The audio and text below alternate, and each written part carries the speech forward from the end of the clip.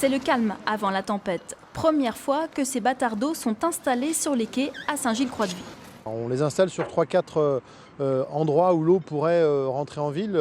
Cynthia, l'eau était rentrée par ici et l'eau est aussi rentrée depuis. Donc le but, c'est justement d'arrêter l'eau pour que la ville reste sèche. Depuis la tempête Xynthia en février 2010, la culture du risque est dans la tête des riverains du littoral.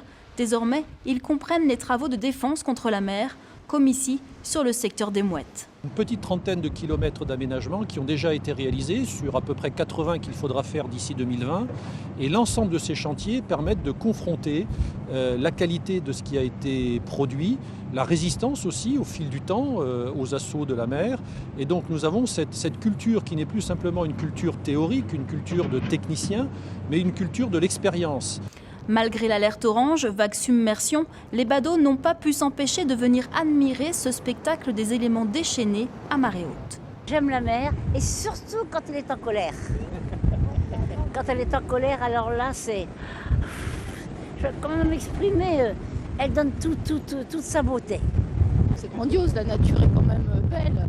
Il y a une force, il y a une puissance, il y a une beauté, les couleurs, tout. Même pas peur alors?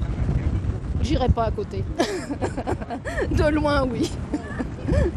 Cette première tempête de l'année n'aura pas fait de dégâts sur les côtes vendéennes, mais elle aura laissé de belles images aux spectateurs privilégiés. Sur les